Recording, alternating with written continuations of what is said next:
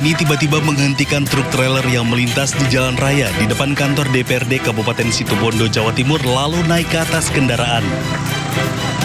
Aksi nekat tersebut membuat arus lalu lintas macet hingga petugas gabungan berupaya mengevakuasinya. Seorang petugas bahkan harus naik ke atas truk untuk membujuknya. Setelah 5 menit berlalu, petugas berhasil menurunkannya. Namun saat akan dimasukkan ke mobil Satpol PP, pria tersebut kembali memberontak. Dengan pengamanan bersama, petugas akhirnya berhasil membawanya ke RSUD Dr. Abdur Rahim Situbondo. Menurut petugas, pria tersebut merupakan warga Magetan, Jawa Timur dan sebelumnya sempat mengamuk di sejumlah lokasi serta melarikan diri saat proses pendataan dinas sosial. Kemudian salah satu juga di Jalan Mawar itu ngamuk. Kemudian diamankan oleh teman-teman kami yang ada di lapangan. Selanjutnya kita kirim ke dinas sosial agar mendapatkan penanganan lebih lanjut. Bila mana memang dia sakit bisa ditindaklanjuti ke rumah sakit atau di puskesmas Melandingan. Setelah menjalani penanganan medis, pria tersebut rencananya akan dikembalikan ke dinas sosial Magetan. Dari Situbondo, Jawa Timur, Rizky Amirul Ahmad, iNews melaporkan.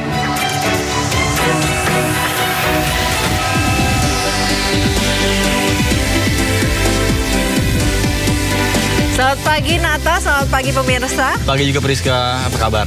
Baik, yang nggak baik-baik saja rekan-rekan kita di NTT Nata karena 2 gempa susulan kembali mengguncang di Nusa Tenggara Timur sepanjang Kamis kemarin.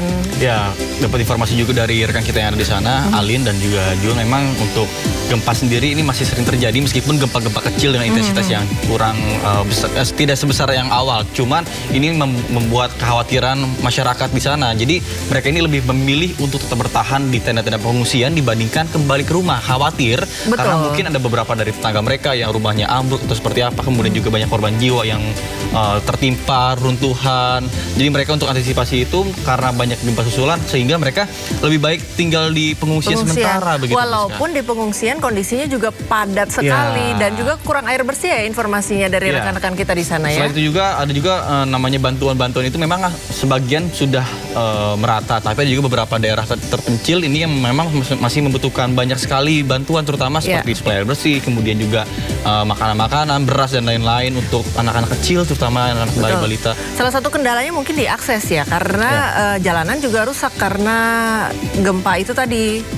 Dan juga bandara-bandara juga ditutup karena tidak aman gitu ya. Jadi semoga aja dengan adanya, semoga bantuan dari pemerintah ini segera tersalurkan dengan merata sehingga masyarakat yang memang memilih untuk mengungsi di pengungsian ini bisa supply seperti makanan, kemudian juga obat-obatan. Untuk kebutuhan dasarnya. Ini cukup.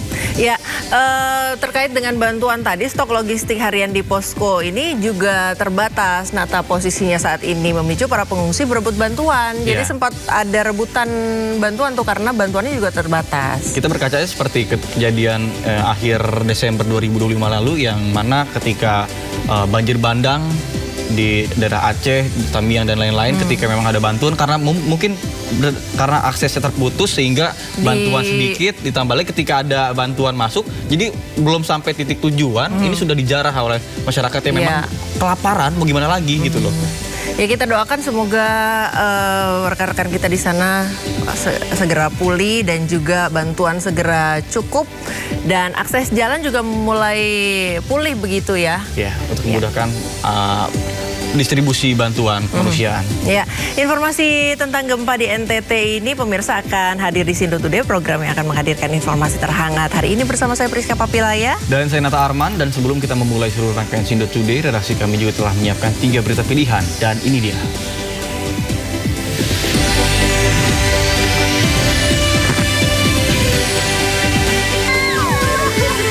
Gempa susulan mengguncang Nusa Tenggara Timur, warga panik berhamburan keluar rumah dan tenda.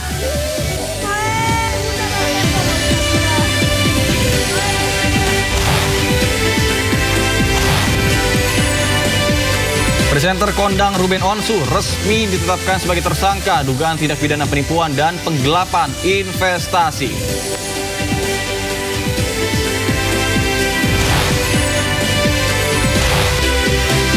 Jampitsus Febri Adriansyah meminta barang bukti yang disita di rumahnya di Sentul segera dikembalikan.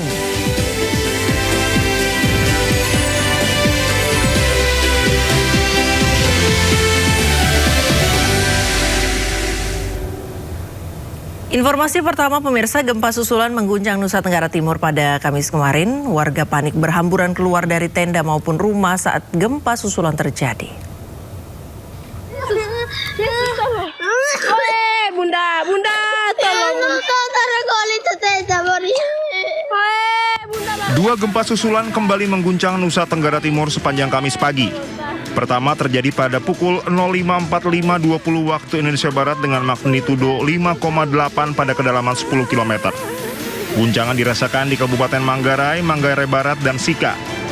Gempa kedua terjadi pukul 09.47 waktu Indonesia Barat dengan magnitudo 5,7 pada kedalaman 10 meter. Guncangan dirasakan di Manggarai, Nagekeo, Ende, Manggarai Barat, Sumba Timur, dan Sika. BMKG memastikan kedua gempa tersebut tidak berpotensi tsunami.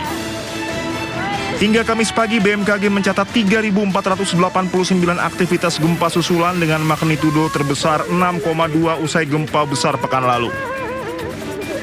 Ini jam sekitar 6.47 waktu sini, lihat semua orang langsung keluar dari tenda. Sementara aktris dan relawan Ciki Fauzi membagikan momen saat ia merasakan langsung getaran gempa susulan yang cukup kuat di Flores, NTT. Kita depan rumah kita runtuh gitu. Saya termasuk rumah yang kuat. Ia merekam suasana ketika gempa susulan terjadi dan membuat warga panik berhamburan keluar dari tenda maupun rumah. Getaran kuat tersebut bahkan mengakibatkan bagian depan sebuah bangunan permanen di dekat posko relawan mengalami runtuhan ringan. Ini yang paling terbesar sudah. Kawan-kawan semua, ini yang paling terbesar. Susulannya la haula wala quwata illa billah. Allahu Akbar. Tim SAR gabungan mengintensifkan evakuasi medis dan penyisiran di sejumlah wilayah Nusa Tenggara Timur yang terdampak rangkaian gempa susulan. Operasi tim SAR gabungan ini dipusatkan di 4 kabupaten yaitu Manggarai Timur, Manggarai, Ngada, dan Nagekeo. Operasi tanggap darurat dimulai sejak pagi dan memprioritaskan kelompok rentan yakni lanjut usia dan ibu hamil yang mengalami guncangan psikologis serta trauma akibat gempa susulan bermagnitudo 6,0. Sejumlah warga dievakuasi ke lokasi penanganan yang lebih aman dan memadai.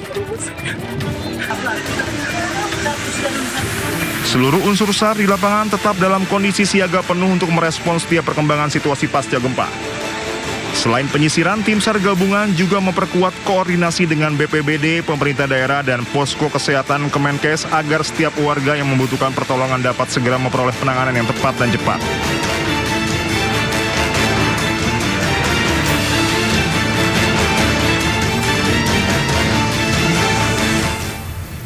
Pemirsa, gempa bumi susulan magnitudo 5,7 terjadi di Flores, Nusa Tenggara Timur. Ya, para pengungsi panik berlarian keluar tenda.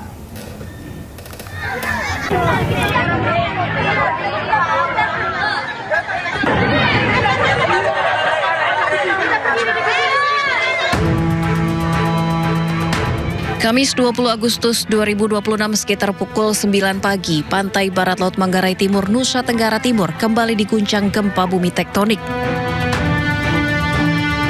Sejumlah pengungsi Gelora Samador Maumere lari keluar dari tenda. Hasil analisis BMKG menunjukkan gempa bumi ini memiliki parameter awal dengan magnitudo 5,7 pada kedalaman 10 km. Epicenter gempa bumi berlokasi di darat 36 km timur laut Ruteng dan tidak berpotensi tsunami.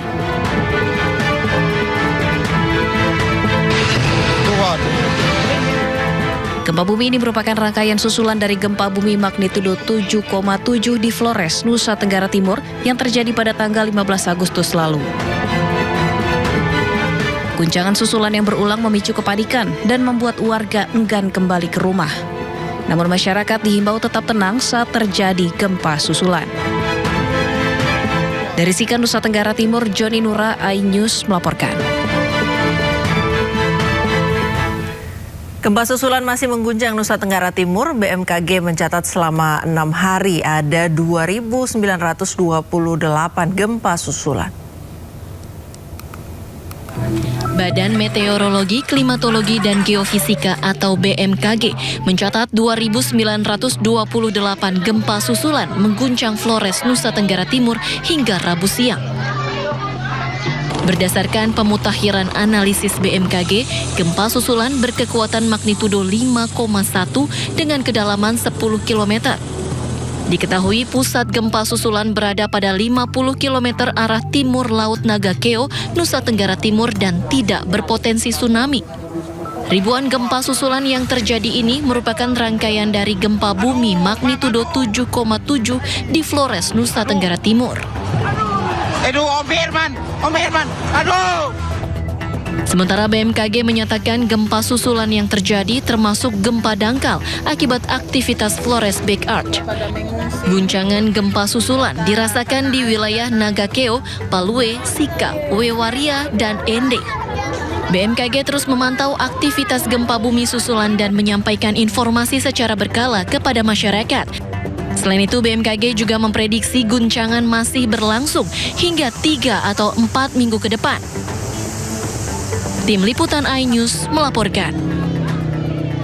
Pemirsa, Kepala BNPB Majen TNI Suharyanto mengimbau masyarakat untuk tetap waspada terhadap gempa susulan selama 2 minggu ke depan. Ya, meskipun begitu, dirinya menegaskan gempa susulan yang diwaspadai cenderung memiliki kekuatan yang lebih kecil dibandingkan gempa utama. Rekan media sekalian, selamat sore. Hari ini saya mengunjungi 2 titik ya, yaitu di Kabupaten Sika. Tadi bertemu dengan masyarakat yang mengungsi komunal di Gor Samador. Di sana kurang lebih ada 800 sampai 1.000 jiwa. Alhamdulillah rata-rata masyarakat di Kabupaten Sika yang mengungsi di Samador itu kebanyakan masyarakat yang rumahnya rusak ringan dan sedang, dan rata-rata yang trauma atau merasa bahwa gempa ini akan terus terjadi. Ada sebagian yang mungkin masih percaya dengan isu-isu yang berseliweran bahwa setelah bencana utama atau gempa utama 7,7 magnitudo itu akan ada lagi gempa yang lebih besar. Bahkan katanya juga ada tsunami yang mengikuti yang lebih besar. Nah, ini kan tadi saya jelaskan berdasarkan informasi terakhir dari Kepala BMKG yang setiap jam 5 pagi mengupdate ya, bahwa per hari ini sudah di atas 2.000 kali gempa, 81 diantaranya terasa bagi masyarakat, tetapi tidak ada lagi yang skalanya di atas 6,2. Sehingga kami tadi berani menjelaskan ke masyarakat bahwa kondisi ini akan stabil apabila sudah 2 minggu atau 3 minggu ke depan. Nah, tentu saja dalam 2 minggu, 3 minggu ke depan seluruh masyarakat di Flores ini akan mengalami gempa-gempa lanjutan. Tetapi yakin gempa-gempa itu tidak sebesar gempa utama. Bahkan kalau ada isu tsunami, menurut Bapak Kepala BMKG itu tidak mungkin secara ilmu pengetahuan. Gitu ya. Dan kemudian kami juga sudah jelaskan langkah-langkah yang dilakukan oleh pemerintah. Dan di sini juga ini adalah di Kabupaten Ende, Kecamatan Ende, Desa PO Jakaramba. Di sini yang paling parah.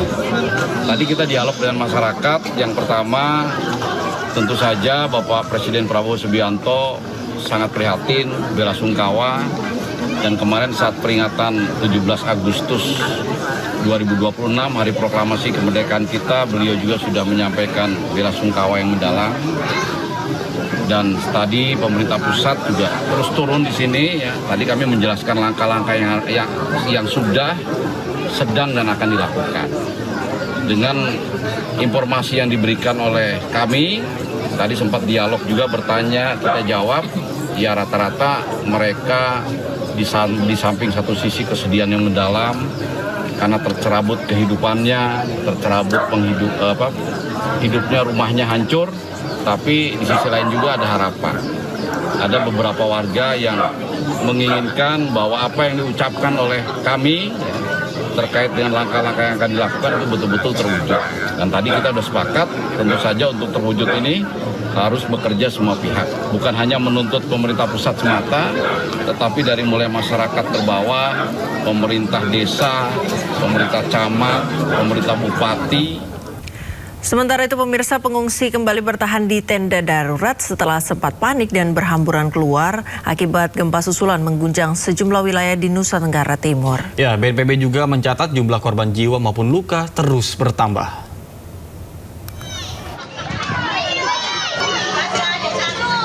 Warga memilih tetap berada di lokasi pengungsian karena masih khawatir dengan kemungkinan gempa susulan.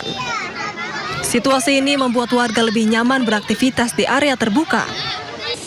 Data terbaru BNPB mencatat jumlah korban meninggal dunia akibat rangkaian gempa mencapai 75 orang, sementara 907 lainnya mengalami luka-luka. Jumlah pengungsi juga meningkat menjadi 92.735 orang. Mereka tersebar di sejumlah titik pengungsian di wilayah terdampak. Petugas bersama pemerintah daerah masih melakukan pendataan dan penanganan di lapangan, termasuk memastikan kebutuhan dasar warga terdampak dapat terpenuhi. Jatuhnya korban gempa bumi ini hingga saat ini mencapai 75 jiwa.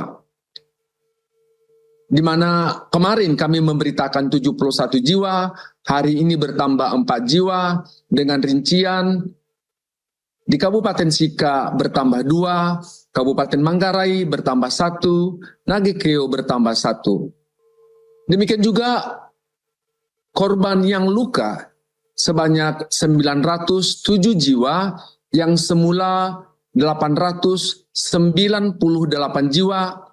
Untuk hari ini kami mendapatkan data ketambahan 9 jiwa yaitu berasal dari Kabupaten Ngada.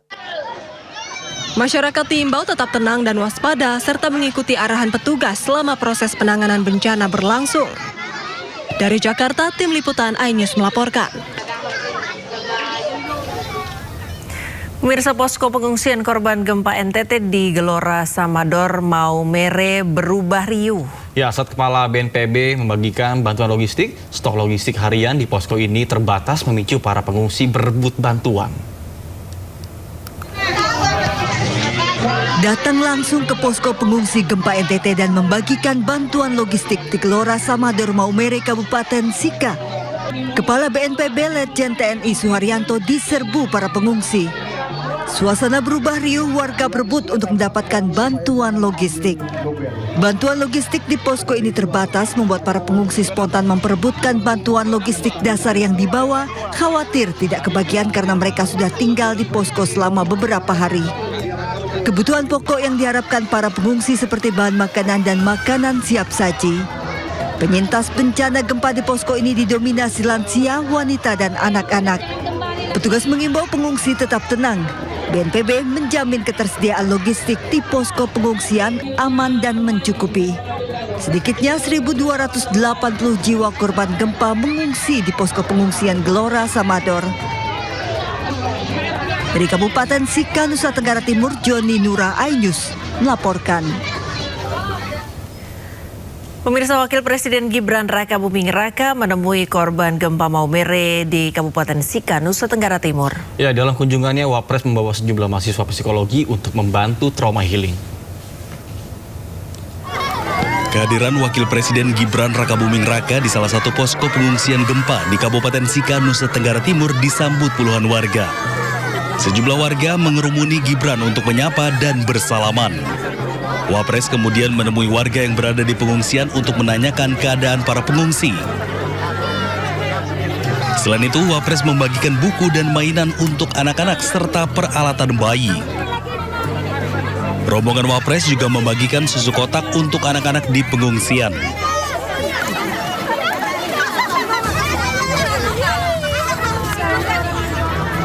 Dalam kunjungannya ini, Wapres membawa serta sejumlah mahasiswa Fakultas Psikologi Universitas Indonesia untuk membantu trauma healing korban gempa.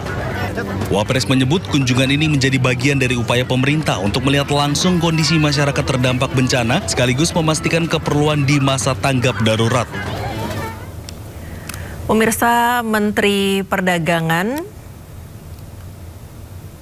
Budi Santoso memastikan pemerintah menjaga kelancaran pasokan dan distribusi bahan kebutuhan pokok ke wilayah terdampak gempa bumi di Nusa Tenggara Timur.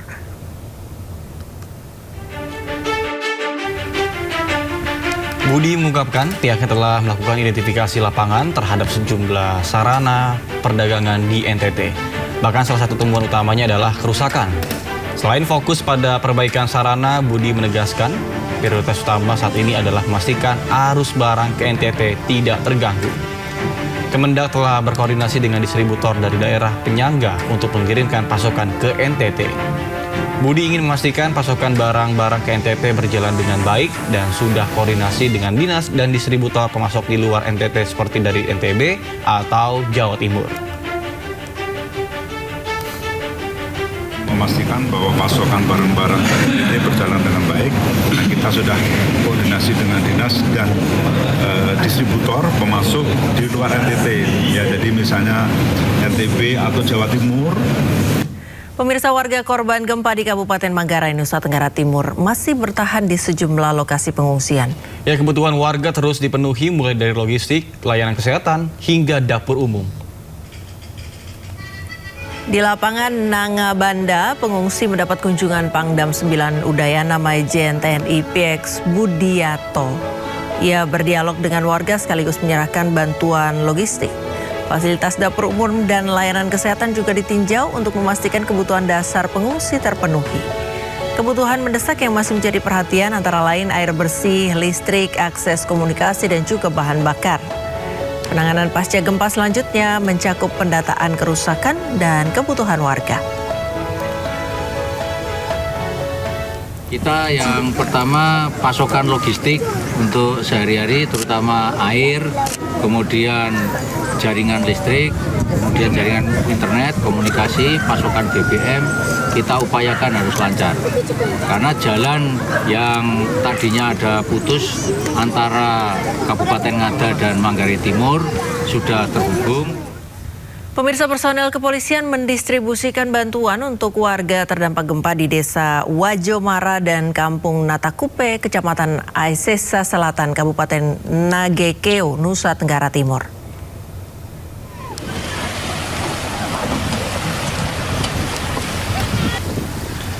Kondisi geografis yang berada di kawasan lembah serta akses jalan yang dipenuhi longsoran pasca gempa menjadi tantangan tersendiri dalam mendistribusikan bantuan. Untuk mencapai Kampung Natakupe, para personil harus menyeberangi sungai karena belum terdapat jembatan penghubung. Sesampainya di lokasi, bantuan dari Kapolda NTT diserahkan secara langsung kepada warga terdampak gempa.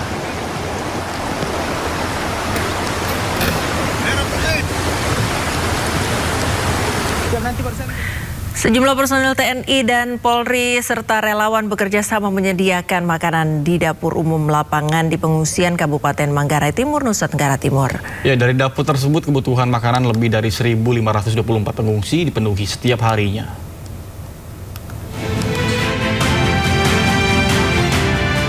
Dapur umum lapangan menjadi salah satu tenda yang sibuk saat bencana melanda sebuah wilayah. Salah satunya dapur umum lapangan di pengungsian Manggarai Timur, Provinsi Nusa Tenggara Timur, yang setiap harinya terus mendaftarkan dan memastikan korban gempa mendapatkan makanan yang cukup. Dalam sehari, dapur ini melayani sekitar 1.524 pengungsi. Jumlah tersebut diperkirakan terus bertambah setiap harinya.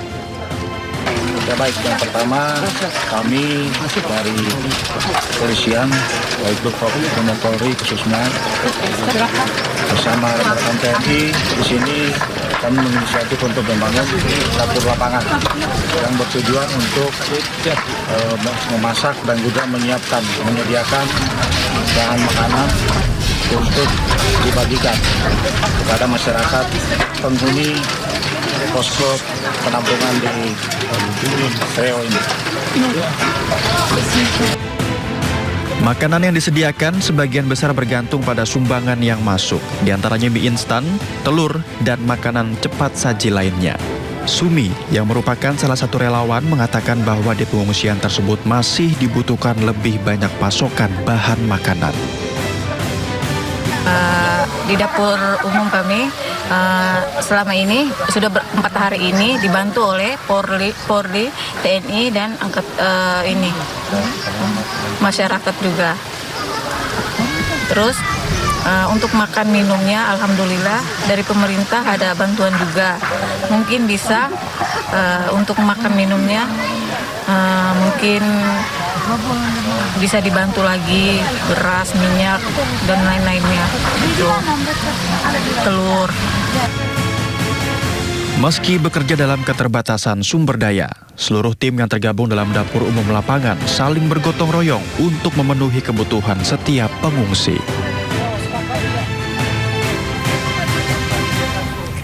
Pemirsa, merespon gempa magnitudo 7,7, Gubernur NTT Emmanuel Melkiades Lakalena meminta seluruh pihak bergotong royong memberikan bantuan sesuai kemampuan. Ya, dalam kondisi darurat, Gubernur NTT berjanji akan bertanggung jawab nantinya jika ada toko-toko yang membagikan makanan minuman. Hitung-hitungan terkait dengan urusan kebencanaan kita hitung bisa belakangan. Tapi kami minta semua toko-toko makanan minuman yang ada di Flores untuk jangan sungkan-sungkan untuk memberikan bantuan dulu kepada korban melalui pemerintah. Nanti hitung-hitungan terkait dengan bantuan ini akan kita lakukan di kemudian hari. Penting bantu dulu korban yang terkadang tidak bisa makan minum dalam situasi kayak ini. Ini saja dari saya sebagai awal. Nanti sepulang dari Flores nanti sore kami dan Pak Kapolda, Pak Dandan mau ke sana, nanti baru kita akan sampaikan lebih detail. Kita ke informasi berikutnya, pemirsa. Bareskrim Polri terus mengembangkan 2 kasus dugaan penyelundupan emas ke luar negeri yang melibatkan sindikat internasional. Ya, tim penyidik kembali menemukan sejumlah barang bukti di sebuah rumah dan ruko di Jakarta Utara.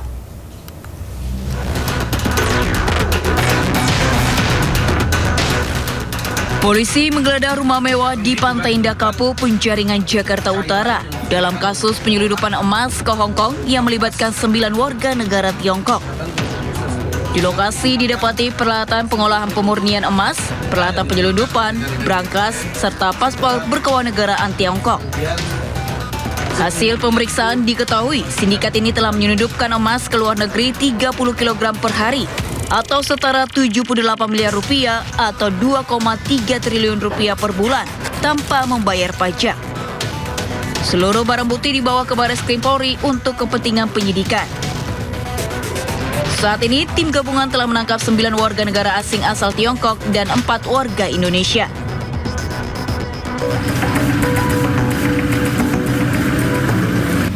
Sementara itu, setelah membongkar penyelundupan emas ilegal yang melibatkan warga negara India di 2 unit apartemen di Sunter, Jakarta Utara, Ditipiter Bareskrim Polri kembali menggerebek sebuah ruko 4 lantai yang dijadikan sebagai peleburan emas ilegal. Emas batangan yang dibeli dari seluruh Indonesia dilebur menjadi bubuk dan gel untuk diselundupkan ke Dubai. Emas bubuk dan gel dicampur bahan tertentu dimasukkan ke dalam pakaian dalam wanita yang sudah dimodifikasi untuk mengelabui petugas bandara. Polisi menemukan emas batangan 1 kg, alat bahan pelebur emas, pakaian dalam modifikasi, beserta alat dan buku catatan transaksi. Ini modusnya berbeda.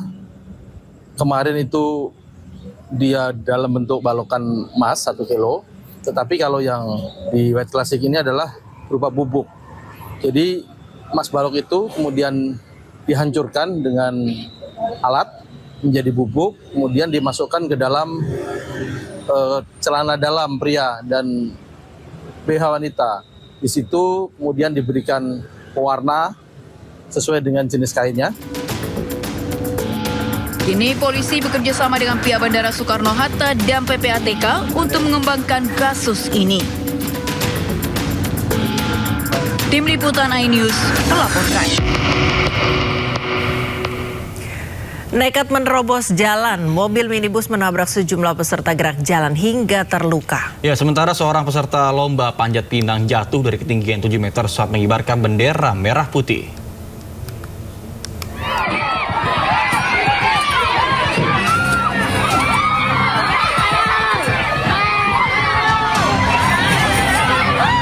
Teriak kepanikan pecah saat warga yang emosi merusak dan menarik seorang pengemudi dari dalam kabin mobil hingga keluar di Jalan Poros Pangkajene, Pancarijang, Kabupaten Sidrap, Sulawesi Selatan. Pengemudi pun jadi bulan-bulanan warga hingga harus dibawa ke rumah sakit. Insiden berawal saat peserta gerak jalan tengah melakukan variasi barisan. Tiba-tiba, mobil memasuki jalan yang sudah disterilkan dan menabrak sejumlah peserta hingga terpental ke jalan.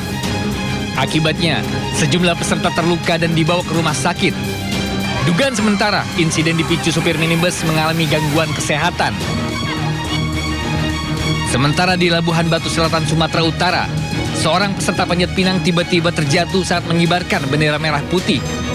Kayu yang menjadi tumpuan tiba-tiba patah hingga korban kehilangan keseimbangan dan terjun dari ketinggian 7 meter. Korban segera dilarikan ke puskesmas hingga harus dirujuk ke RSUD Rantau Prapat untuk mendapat perawatan. Tim Liputan iNews melaporkan.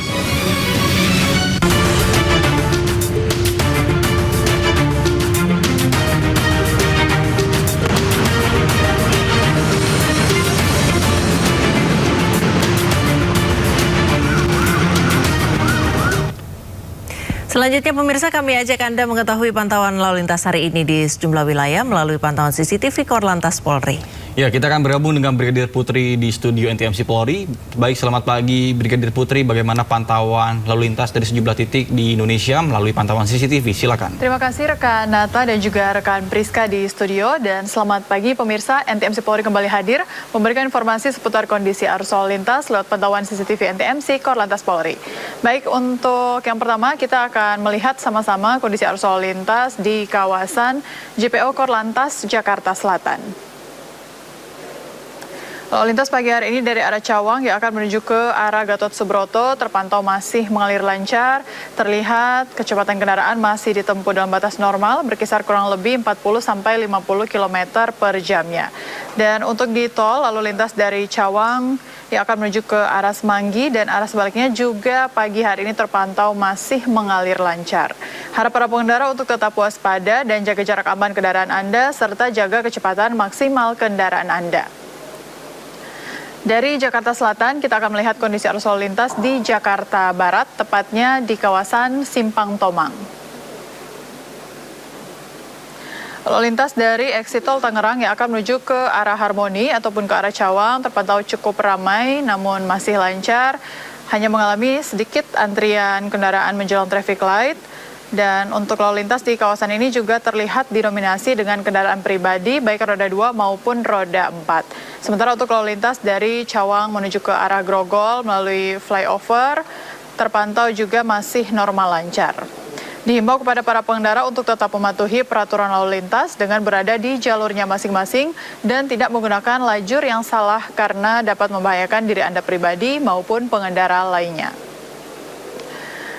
Dari Jakarta, pemirsa, kita akan melihat kondisi arus lalu lintas di Jogja, tepatnya di kawasan Simpang Prambanan, Yogyakarta. Lalu lintas dari arah Jogja yang akan menuju ke arah Klaten ataupun ke arah Solo terpantau masih normal lancar, cenderung lengang. Begitupun untuk lalu lintas dari Jogja yang akan menuju ke arah Piungan ataupun ke arah Bantul. Meski jalan terlihat lancar, pagi hari ini diharapkan para pengendara untuk tetap membatasi kecepatan kendaraannya demi keselamatan bersama. Baik, dan terakhir kita akan melihat kondisi arus lalu lintas pagi ini di kawasan Jawa Timur, tepatnya di Simpang PDAM Malang.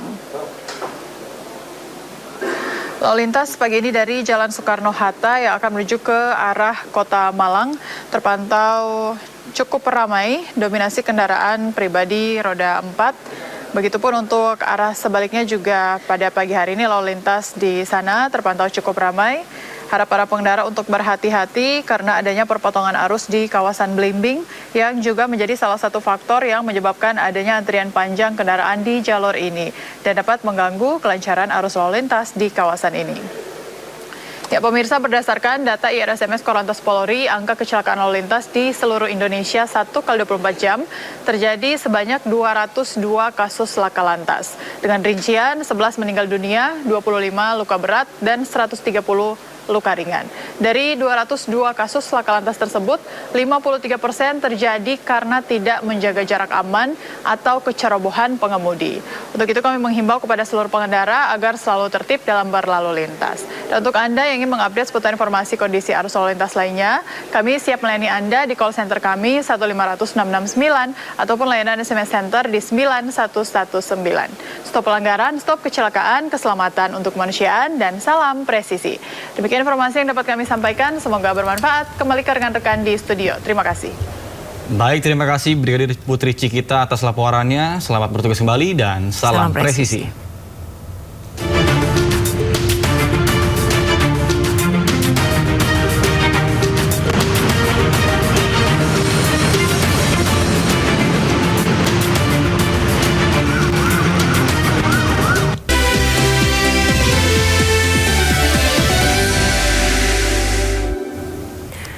Pemirsa, kabut asap akibat maraknya kebakaran hutan dan lahan masih menyelimuti kota Palangkaraya, Kalimantan Tengah. Ya, kondisi tersebut berdampak terhadap aktivitas masyarakat.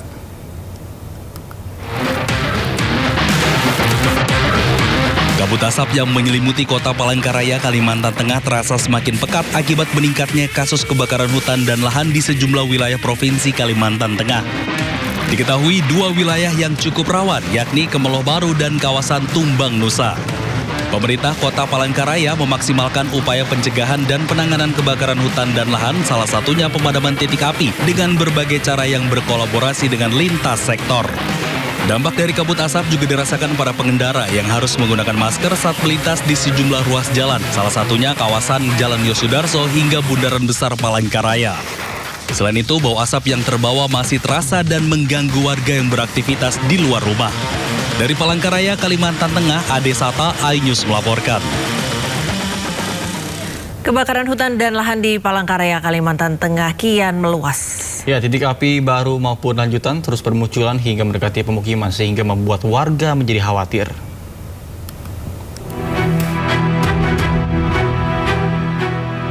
Kebakaran hutan dan lahan gambut di Palangkaraya, Kalimantan Tengah terus terjadi dan kian meluas.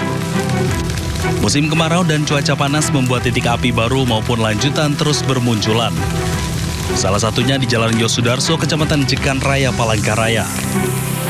Tiupan angin kencang dan kondisi lahan yang kering membuat api dengan cepat menjalar, bahkan mulai mendekati permukiman warga. Tim Dalkar Hutla Dinas Kehutanan Provinsi Kalimantan Tengah melakukan pemadaman untuk mencegah api terus meluas.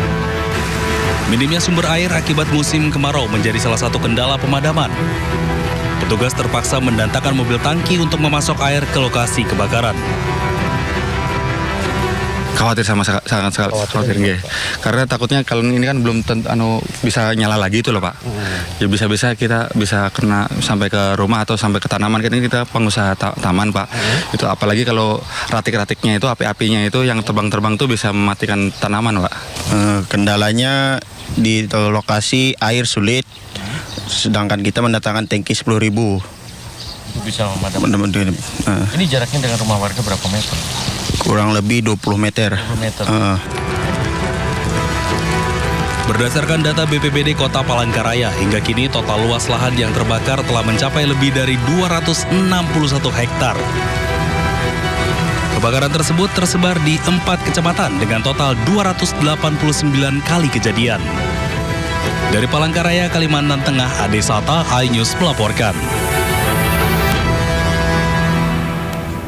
Iya, lagi-lagi jadi langganan tiap tahun Kalimantan darurat kebakaran hutan dan lahan. Ya, puluhan ribu hektar lahan terbakar membuat relawan pemadam Karhutla kelelahan bahkan pingsan.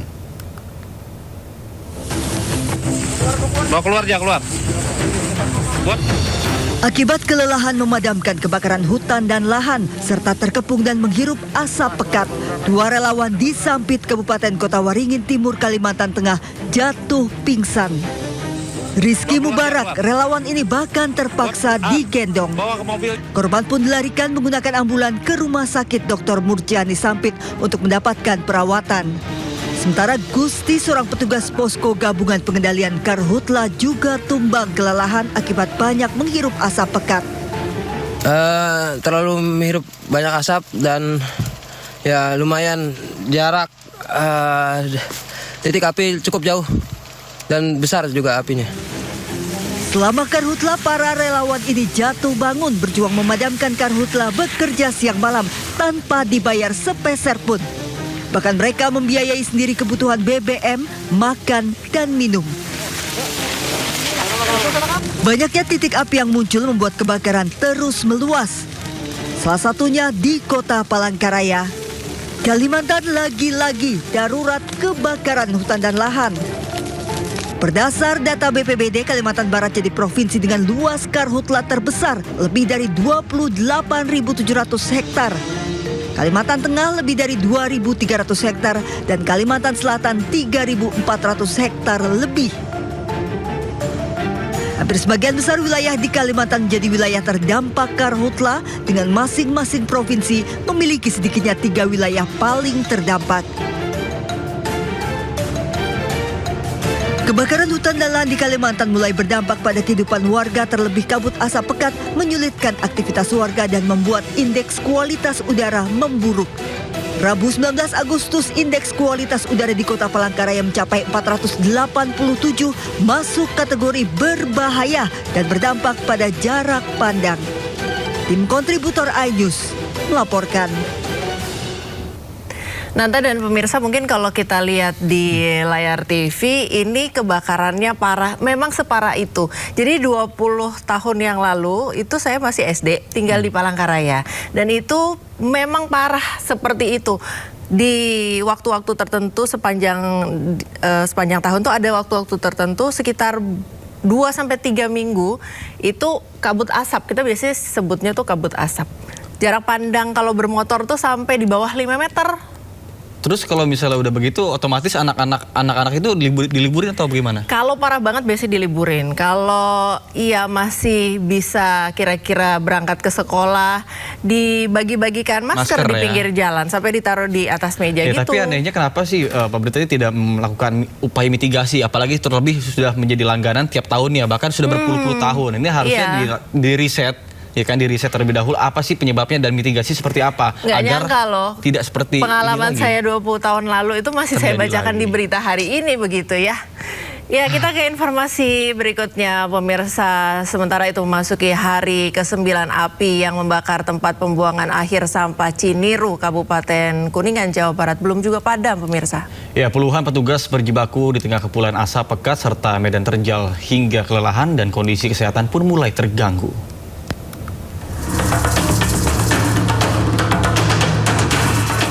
Petugas pemadam kebakaran terus berjibaku memadamkan api yang membakar tempat pembuangan akhir sampah di Desa Ciniru, Kecamatan Jalaksana, Kabupaten Kuningan, Jawa Barat. Petugas tetap bertahan di lokasi di tengah asap pekat yang masih membumbung tinggi dan medan yang terjal. Bukan hal yang mudah bagi petugas untuk berjibaku berhari-hari di luas area kebakaran yang kini sudah tersebar lebih dari 90%. Sejumlah petugas mengalami sesak nafas hingga harus memakai oksigen.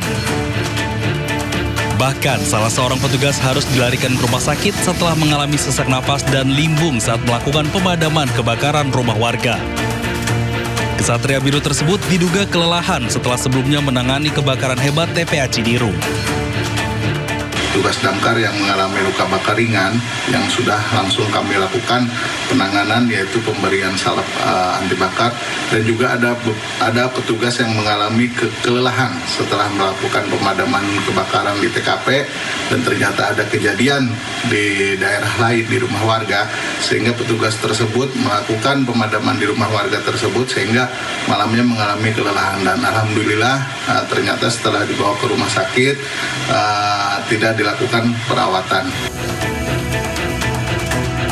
Kebakaran yang melanda TPA Ciniru, Kabupaten Kuningan, Jawa Barat mencapai lebih dari 90% kawasan. Sejumlah titik api pun masih bermunculan. Proses pemadaman terkendala tiupan angin kencang disertai didominasi material sampah yang mudah terbakar. Dari Kuningan, Jawa Barat, Mahardika, iNews melaporkan. Pemirsa, hingga hari Kamis, asap pekat masih membumbung tinggi menyelimuti tempat pembuangan akhir Ciniru, Kabupaten Kuningan, Jawa Barat. Selain penambahan pasokan air, hasil pemetaan drone thermal menjadi acuan penanganan kebakaran.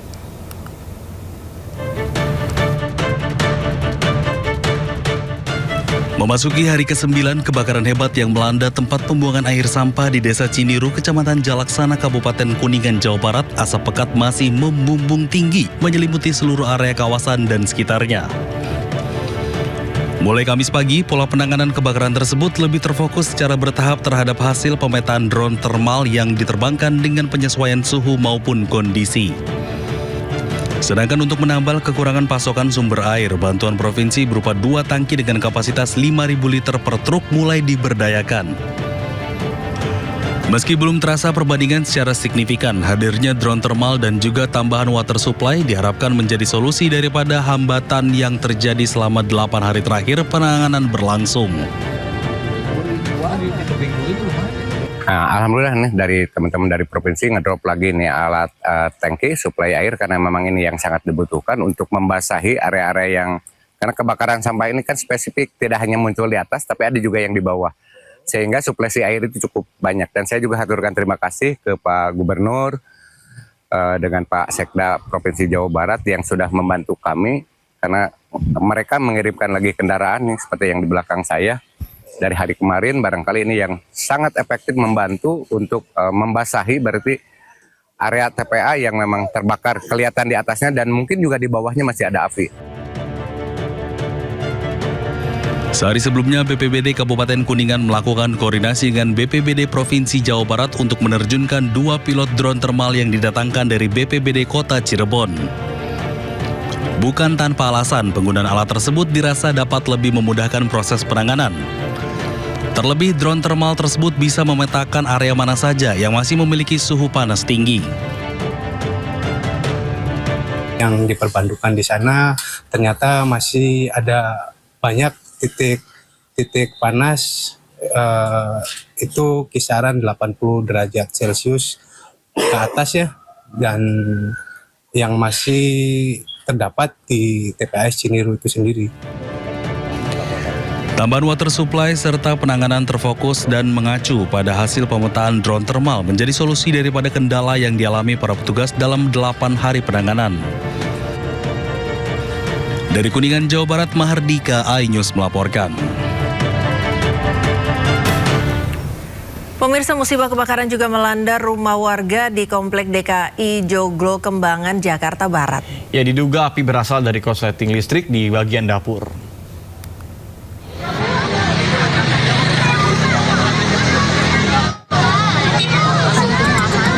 Kobaran api membakar sebuah rumah berlantai 2 di Kompleks DKI Joglo Kembangan, Jakarta Barat.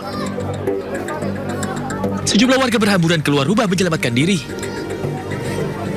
Sementara pemilik rumah masih tak sadarkan diri, pingsan hingga harus dilarikan ke rumah sakit akibat syok. Petugas pemadam kebakaran yang tiba di lokasi berjibaku memadamkan api agar tidak merambat ke rumah warga di sebelahnya. Diduga asal api akibat korsleting listrik di bagian dapur. Tidak ada korban jiwa dalam peristiwa ini. Kasus kebakaran pun kini ditangani Polsek Kembangan, Jakarta Barat. Dari Jakarta, Miftahul Gani, iNews melaporkan. Diduga korsleting listrik, pemirsa, rumah bertingkat terbakar di kawasan padat penduduk Duren Sawit, Jakarta Timur. Ya, api baru berhasil dipadamkan 1 jam kemudian dengan pengerahan 14 unit mobil pemadam kebakaran.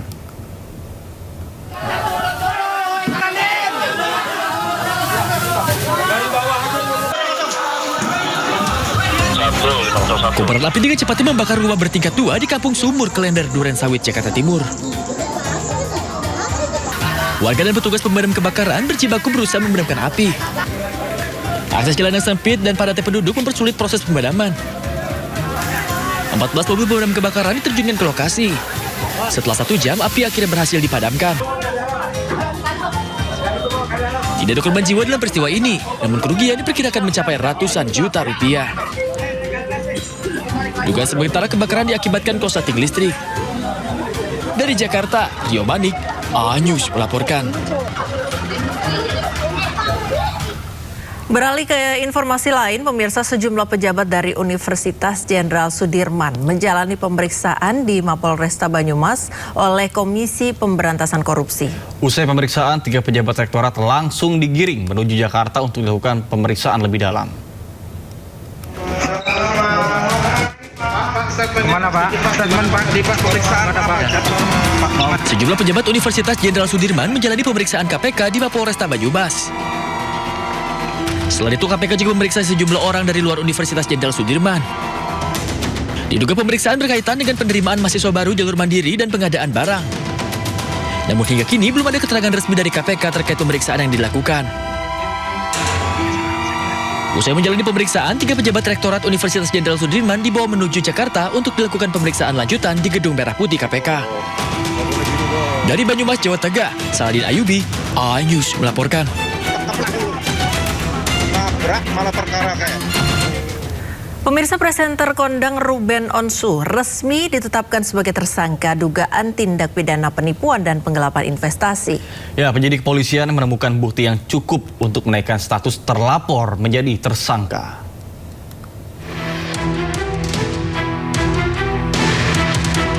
Presenter kondang Ruben Onsu resmi ditetapkan sebagai tersangka oleh penyidik Polres Metro Jakarta Selatan terkait dugaan tindak pidana penipuan atau penggelapan. Penyidik kepolisian menemukan bukti yang cukup untuk menaikkan status terlapor jadi tersangka. Menurut Kasih Humas Polres Metro Jakarta Selatan AKP Joko Adiwibowo, korban mengaku mengalami kerugian akibat janji investasi yang ditawarkan oleh pihak Ruben. Tergiur dengan janji keuntungan yang menggiurkan, korban kemudian menyerahkan sejumlah modal kepada mantan suami Sorwenda tersebut. Terlapor saudara RSO statusnya dialihkan sebagai tersangka. Kemudian dibuatkan surat penetapan sebagai tersangka. Meski statusnya sudah naik menjadi tersangka, polisi menyatakan hingga saat ini belum melayangkan surat pencekalan ke pihak imigrasi. Namun penyidik telah menjadwalkan pemeriksaan perdana terhadap Ruben Onsu dalam kapasitasnya sebagai tersangka pada pekan depan. Dari Jakarta, Raffi Wardani, iNews melaporkan. Pemirsa, mantan Jampitsus Febri Adriansyah menghadirkan 4 ahli untuk membuktikan permohonannya dalam sidang pra-peradilan di Pengadilan Negeri Jakarta Selatan. Ya, salah satu materi yang disoroti mengenai penerbitan surat perintah penyidikan atau sprindik yang dianggap cacat hukum.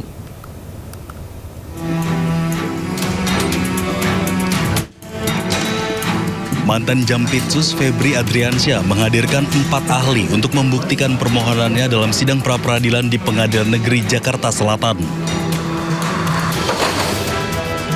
4 ahli tersebut adalah Rasji, ahli hukum tata negara dan administrasi negara dari Universitas Tarumanegara, Nur Basuki, ahli hukum pidana, korupsi dan hukum acara dari Universitas Airlangga, M. Arif Setiawan, ahli hukum pidana dari Universitas Islam Indonesia, serta Mahrus, ahli pidana khusus dari UII. Kuasa hukum Febri Adriansyah menyatakan salah satu materi yang disoroti mengenai penerbitan surat perintah penyidikan atau sprindik yang dianggap cacat hukum. Bagaimana, apakah surat yang diterbitkan itu sah kalau yang menandatangani tidak berwenang? Kami tunjukkan peraturan Jaksa Agung bahwa yang berwenang menandatangani surat perintah penyidikan adalah Direktur Penyidikan. Tetapi di Kejaksaan Agung yang tanda tangan bukan Direktur Penyidikan. Ahli jelas mengatakan peraturan Jaksa Agung itu wajib dipatuhi, bahkan oleh Jaksa Agung sendiri, apalagi oleh jajaran di bawahnya. Sehingga surat perintah penyidikan yang ditandatangani oleh pihak yang tidak berwenang tentu saja menjadi tidak sah. Melalui kuasa hukumnya, ex-Jampitsus Febri Adriansyah juga meminta kepada Hakim Tunggal Richard Edwin agar menerima dan mengabulkan seluruh permohonan pra-peradilannya. Selain soal sprindik, Febri juga menyoal beberapa hal, yakni penggeledahan di rumah Sentul dan penyitaan barang yang dilakukan serta pencegahan dan pencekalan terhadap dirinya untuk berpergian keluar Indonesia yang dianggap tidak sah. Tim Liputan iNews melaporkan. Sementara itu pemirsa, kuasa hukum ex-Jampitsus membantah kliennya meminta kembali emas 74 kg dan uang tunai yang disita. Ya, hanya barang pribadi, salah satunya foto keluarga yang diminta untuk dikembalikan.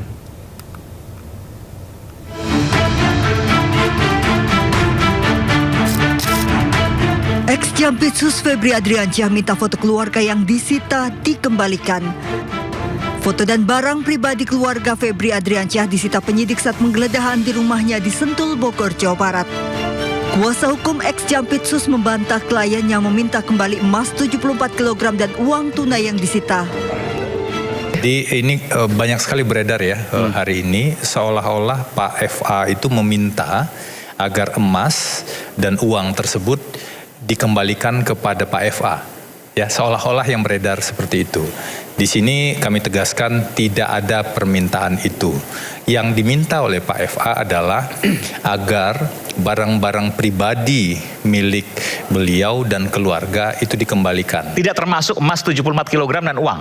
Tidak termasuk itu. Barang pribadi itu apa saja? Satu, dokumen-dokumen yang sifatnya pribadi yang menurut kami ya, itu tidak ada hubungannya dengan perkara. Dan yang kedua, figura foto keluarga. Jadi itulah yang diminta dikembalikan pada Pak FA. Bukan yang beredar seolah-olah Pak FA meminta agar emas 74 tersebut dan juga uang dalam berbagai bentuk valuta asing tersebut dikembalikan ke Pak FA. Tidak benar ada permintaan seperti itu. Yang benar adalah permintaan barang-barang pribadi. Dalam sidang pra-peradilan Selasa siang, Febri juga mempersoalkan proses penyitaan barang bukti dalam perkara tersebut dan menilai terdapat indikasi pelanggaran hukum dalam pelaksanaan penggeledahan yang diduga dilakukan tanpa izin pengadilan yang sah. Apabila penggeledahan dilakukan tanpa dasar hukum yang sah, penyitaan yang dilakukan setelahnya turut dipersoalkan. Dari Jakarta, Tim Liputan iNews melaporkan.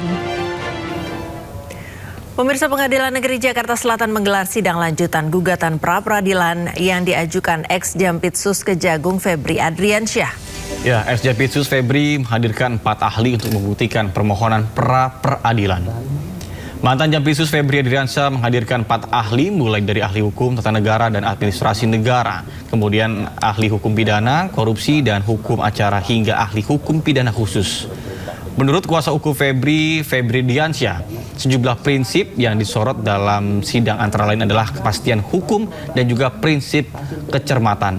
Menurutnya, pelanggaran terhadap prinsip-prinsip tersebut dapat berdampak pada sah atau tidaknya suatu tindakan administrasi.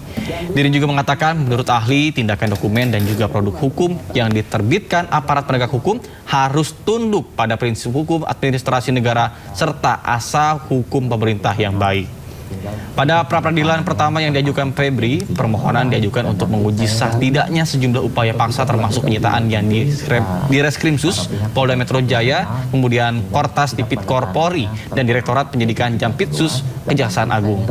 Kemudian Febri meminta hakim menyatakan sejumlah tindakan hukum, mulai dari penerbitan sprindik, penyitaan, hingga pencekalan tidak sah. Penerbitan surat perintah seperti ditegaskan dalam prinsip hukum administrasi negara, kalau satu surat perintah, apakah itu surat perintah penyidikan, surat perintah penggeledahan, itu dinyatakan tidak sah, maka seluruh tindakan dan akibat lainnya setelah surat itu menjadi tidak sah.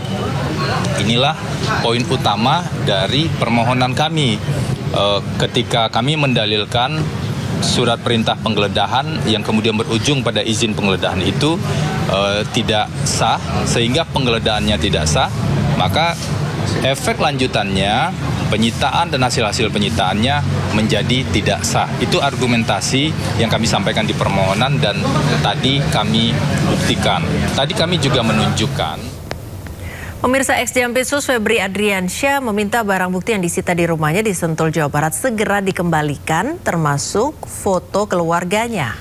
Ya, kuasa hukum Febri menilai penggeledahan cacat prosedur sehingga barang bukti yang disita tidak sah secara hukum.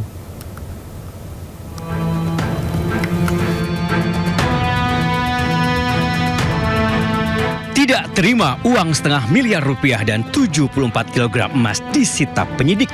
Ex-Jampitsus Febri Adriansyah mendesak semua barang bukti itu harus dikembalikan.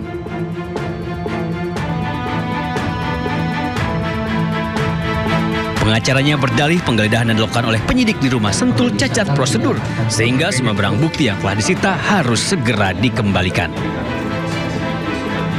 kami menemukan proses penggeledahan tersebut diduga dilakukan tanpa izin pengadilan yang sah. Sehingga kalau itu dilakukan tanpa dasar yang sah, maka konsekuensi lanjutannya tentu tidak sah. Terkait dengan penyitaan, perlu dibedakan dua hal.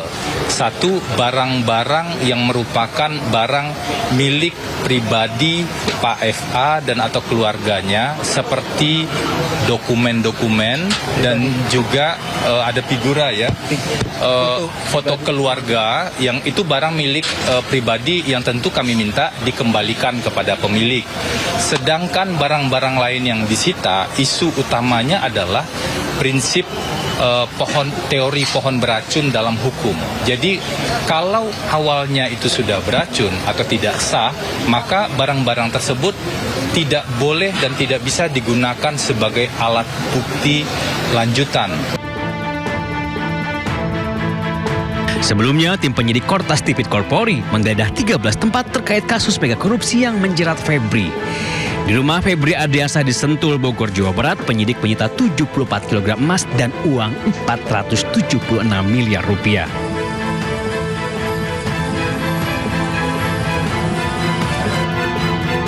Kini mantan orang penting di Kejagung itu ditetapkan sebagai tersangka dengan dugaan tindak pidana pencucian uang.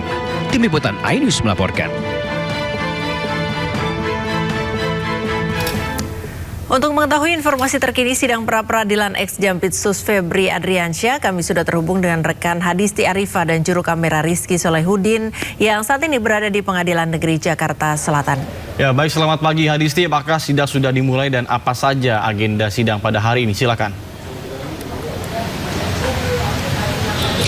Ya, selamat pagi Nata, Priska dan juga pemirsa. Untuk persidangan yang diajukan yakni pra-peradilan mantan Jampitsus Febri Ardiansyah hari ini memang dijadwalkan akan berlangsung pada pukul 9 pagi ini. Artinya hingga saat ini belum terlihat adanya kegiatan sidang yang dimulai karena masih sekitar 30 menit lagi. Nah, untuk persidangan kali ini merupakan sidang lanjutan setelah sebelumnya Febri Ardiansyah ini juga telah menjalani sidang terkait pembuktian yakni menghadirkan saksi dan juga ahli serta barang bukti dari pihaknya sebagai kubu pemohon. Dan untuk agenda hari ini nantinya juga merupakan agenda pembuktian yang mana kali ini adalah dari termohon yang akan menghadirkan saksi dan ahli serta juga sejumlah barang bukti.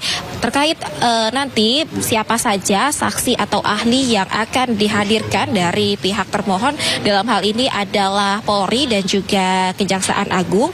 Akan ada saksi fakta yang merupakan penyidik dari Direktorat Tindak Pidana Korupsi atau Kortas Tipit Korpori dan juga tim penyidik Kejaksaan Agung yang memang terlibat secara langsung dalam proses penggeledahan, penyitaan barang bukti serta juga pelaksanaan gelar perkara yang menjerat Febri Ardiansyah. Kemudian juga akan ada saksi ahli dari ahli hukum pidana atau hukum acara pidana serta juga nantinya akan ada dari ahli tindak pidana pencucian uang. Nah, kemudian nantinya juga pihak termohon tentunya akan menghadirkan sejumlah barang bukti. Di antaranya adalah dokumen serta juga surat pendukung seperti surat perintah penyitaan, kemudian juga berita acara penggeledahan, berita acara hasil gelar perkara yang dilakukan pada 10 Juli 2026 lalu, serta juga tentunya adalah berkas penanganan perkara asal dari korupsi PT Asabri dan juga PT Jiwasraya yang memang ini menjadi dugaan yang menjerat mantan Jampitsus Febri Ardiansyah. Nah, kalau kita mengacu pada persidangan Febri kemarin juga telah menghadirkan sebanyak 4 orang saksi dan juga ahli serta barang bukti. Adapun kalau terkait barang bukti yang dihadirkan atau yang disediakan oleh pihak Febri ini adalah berupa berkas penolakan keabsahan surat perintah penyidikan atau sprindik yang diduga tidak ditandatangani oleh pihak berwenang, dalam hal ini adalah Direktur Penyidikan. Adapun memang dari pihak Febri ini menguji keabsahan terkait proses penggeledahan, penyitaan dan juga pencekalan yang dilakukan terhadap dirinya dalam perkara yang menjeratnya. Dan kalau untuk persidangan hari ini nantinya ini akan berlangsung dalam 2 sesi. Untuk sesi pertama ini akan berlangsung pada pukul 9 ini dengan perkara yang disebut perkara 134 yakni terkait menguji keabsahan penetapan tersangka, penggeledahan, penyitaan dan juga semuanya yang dilakukan oleh pihak Polri dengan agenda nantinya pemeriksaan ahli dari pihak termohon. Kemudian juga nanti untuk perkara 135 ini akan digelar pada pukul 2 siang atau 14 waktu Indonesia Barat dalam perkara, yakni menguji penetapan tersangka dan juga penahanan oleh kejaksaan. Nah, kalau berdasarkan dari persidangan kemarin, Febri Ardiansyah ini meminta kepada hakim tunggal untuk mengabulkan seluruh gugatan dalam pra-peradilannya di sidang di Pengadilan Negeri Jakarta Selatan ini. Nata, Priska. Ya baik, terima kasih Hadi Setiarifa dan juru kamera Jaka Samsam melaporkan langsung dari Pengadilan Negeri Jakarta Selatan. Selamat bertugas kembali. Kita ke informasi selanjutnya, pemirsa. Menghadiri sidang pra-peradilan via Zoom, Lodewijk Pusung tulis surat kepada Presiden Prabowo Subianto. Ya, surat tersebut merupakan permintaan langsung dari Lodewijk dan juga akan dikirim melalui tim kuasa hukumnya. Tersangka dugaan kasus pengadaan dana Badan Gizi Nasional Lodewijk Pusung menghadiri sidang pra-peradilan via Zoom didampingi oleh tim kuasa hukumnya di Pengadilan Negeri Jakarta Pusat pada 20 Agustus 2026. Otto Cornelius sebagai kuasa hukum Lodewijk menyatakan bahwa hadirnya ex-wakil kepala BGN tersebut untuk melengkapi pernyataan yang belum disampaikan secara langsung. Lodewijk Pusung meminta tim kuasa hukumnya secara khusus untuk menuliskan surat darinya untuk Presiden Prabowo Subianto. Surat tersebut merupakan upaya mendapatkan klarifikasi dari pihak yang menunjuknya sebagai wakil kepala BGN.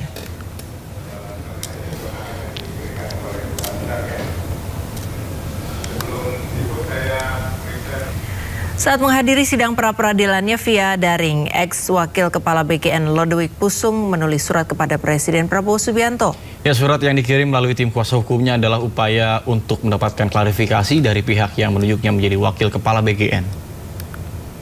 Kan dia kan yang korban, jadi untuk mengatakan supaya kan rakyat tahu bahwa dari semula dia berjuang untuk itu, dan saya sudah tulis surat atas permintaan dia kepada Pak Prabowo untuk klarifikasi.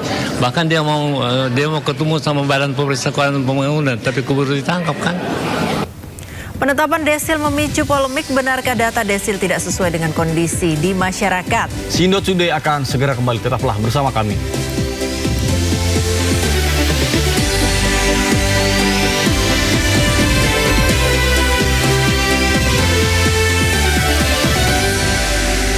Terima kasih Anda masih bersama kami di Sindo Today bersama Senat Arman dan Priska Papilaya. Pemirsa, Menteri Sosial Saifullah Yusuf menekankan pengelompokan tingkat kesejahteraan masyarakat melalui desil ditentukan berbagai faktor.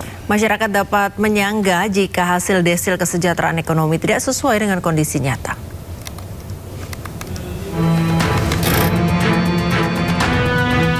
Menteri Sosial Saifullah Yusuf buka suara soal polemik warga berpenghasilan 3 juta rupiah per bulan masuk kategori desil 10 dalam data tunggal sosial ekonomi nasional.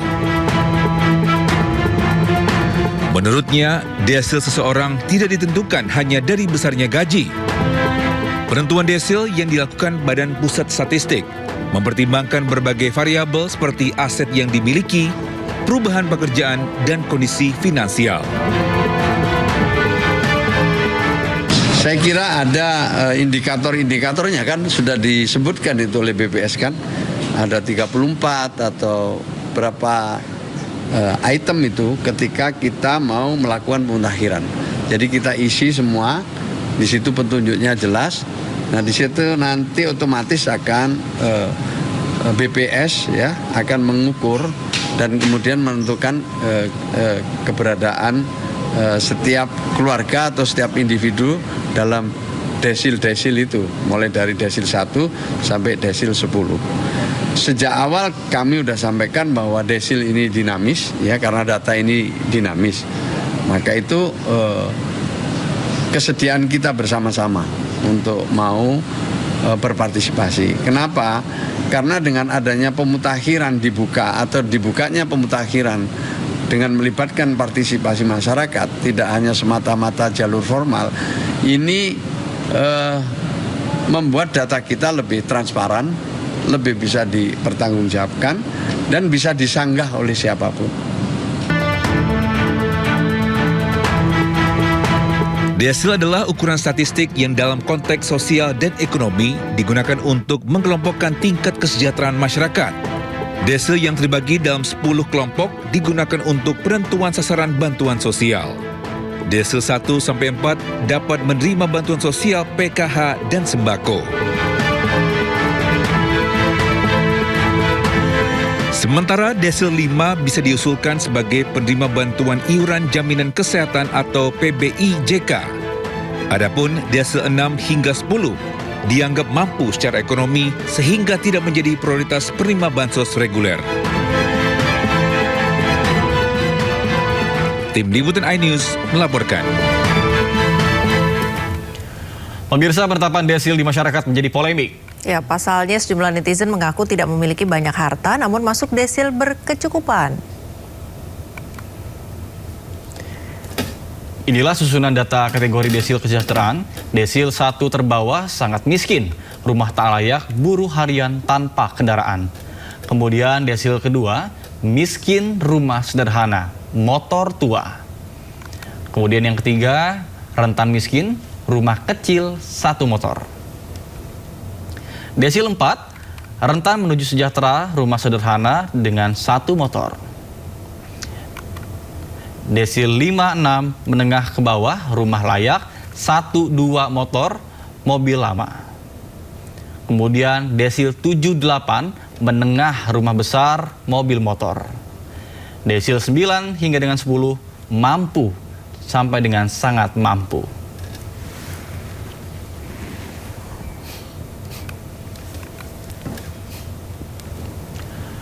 Informasi mancanegara, pemirsa, pasukan Israel kembali menyerbu wilayah tepi barat, tepatnya di kota Al-Dahiriyah. Dalam operasi militer tersebut, mereka menangkap 8 warga Palestina.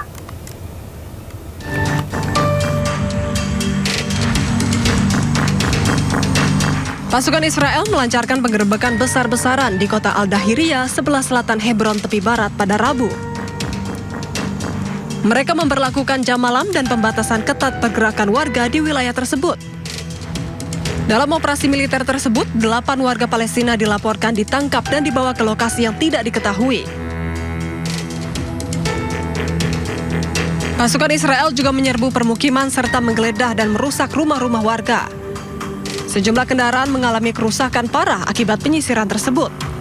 Media lokal melaporkan beberapa rumah warga dialihfungsikan secara paksa untuk menjadi pos atau barak militer Israel.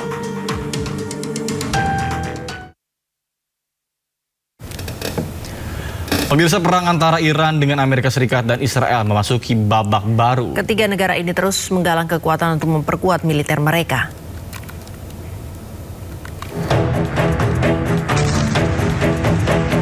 Perang Timur Tengah semakin meluas. Ketiga negara yang terlibat, Amerika Serikat, Israel, dan Iran, saling menggalang kekuatan. Iran merangkul sejumlah negara tetangga. Oman menjadi salah satu negara yang mendukung Iran menguasai Selat Hormuz. Kini, Iran mendekati Irak. Iran mengajak Irak untuk bersama-sama menghancurkan pangkalan militer Amerika Serikat di Timur Tengah. Presiden Amerika Serikat Donald Trump pun murka. Presiden AS Donald Trump mengancam akan membombardir Oman jika menghalangi upaya pembukaan kembali Selat Hormuz. I mean, we control it. We control it with the blockade. We have a blockade. We control it with the blockade. And I like the idea of declaring it a territory. We have total control over the Strait. Meski kondisi terus memanas, namun Pakistan terus mendorong Amerika Serikat dan Iran ke meja perundingan. Namun hingga kini belum ada kesepakatan antara keduanya.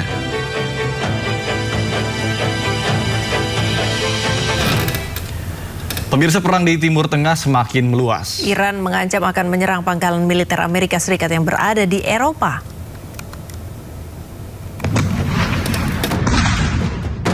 Iran mulai pertimbangkan serangan terhadap fasilitas militer Amerika Serikat di Eropa. Nantinya, serangan akan difokuskan pada fasilitas militer AS di Eropa bagian selatan dan tenggara. Tindakan ini akan diambil bila AS terus menyerang Iran. Salah satu yang menjadi target adalah Bulgaria, yang telah menyetujui penggunaan pangkalan udara Besmer untuk pesawat pengisian bahan bakar AS. Bulgaria pun telah bersiap menghadapi serangan Iran. Отношение на базата в Безмер, координирано с Министерството на отбраната и под ръководството на министър-председателя сме предприели всички възможни мерки, включително сме се подсигурили като мерките, които сме предприели, са за много по-високо ниво на заплаха от тази, която реално се докладва по линия на службите и постъпващата информация. Следим постоянно ситуацията и процесите и ще продължаваме да прилагаме мерки, които са изпреварващи и са в много по-голяма степен така интензивни спрямо нивото на информацията за заплаха към момента.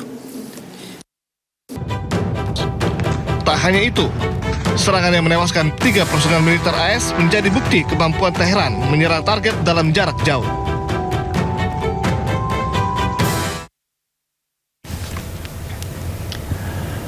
Pemirsa, Iran mengklaim negara bagian California menjadi wilayah baru negaranya. Hal ini dilakukan sebagai balasan atas aksi Presiden Amerika Serikat Donald Trump yang mengklaim Selat Hormuz sebagai bagian dari Amerika Serikat. Salah satu akun media resmi Iran menyebut California sebagai bagian dari wilayahnya. Pemilihan California bukan tanpa alasan. California, khususnya Los Angeles, adalah tempat tinggal konsentrasi terbesar warga keturunan Iran. Menurut Iranian Diaspora Dashboard, ada sekitar 141.000 warga Amerika Serikat keturunan Iran yang tinggal di Los Angeles. Setelah revolusi Islam Iran pada 1979, komunitas Iran di California Selatan berkembang pesat. Kawasan Westwood menjadi pusat utama diaspora Iran dan dikenal dengan sebutan Tehran Angels yang diambil dari penggabungan kata Tehran dan Los Angeles.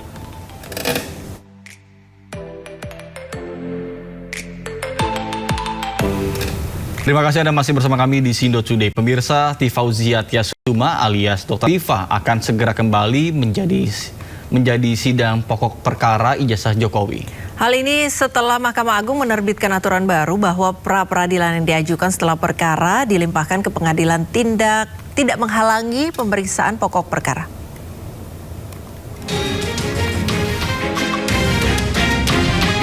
Tifauzia Tiasuma alias Dr. Tifa akan segera kembali menjadi sidang pokok perkara fitnah ijazah Jokowi di Pengadilan Negeri Jakarta Timur.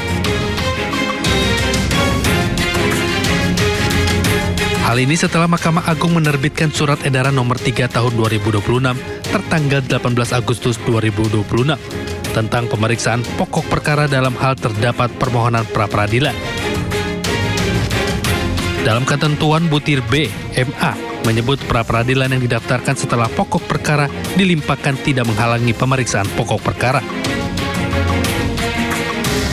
Mahkamah Agung juga mengatur terkait permohonan pra-peradilan yang diajukan setelah pokok perkara dilimpahkan, maka permohonan pra-peradilan tetap diregistrasi, disidangkan, dan diputus dengan amar putusan yang menyatakan pra-peradilan tidak dapat diterima.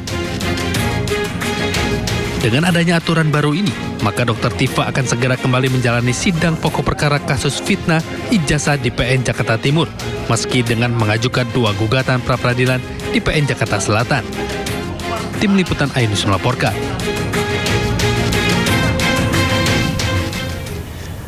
Ya pemirsa, untuk mengetahui suasana di sana, kami sudah terhubung dengan rekan Salam Pulungan dan juru kamera Iriansyah Wahyudi yang kini berada di kawasan Pengadilan Negeri Jakarta Selatan.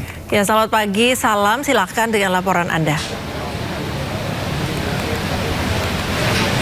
Ya, Nata Priska dan juga pemirsa, rencananya pada pukul 9 pagi hari nanti sidang lanjutan pra-peradilan Dr. Tifa dengan agenda pembacaan putusan ini akan berlangsung di Pengadilan Negeri Jakarta Selatan, di mana memang dalam permohonan pra-peradilan yang diajukan oleh Dr. Tifa ini berkaitan juga dengan gugatan terkait dengan untuk menguji keabsahan tindakan dari jaksa penuntut umum yang melakukan perbaikan terhadap surat dakwaan dalam perkara yang sedang berlangsung di Pengadilan Negeri Jakarta Timur pada beberapa waktu yang lalu.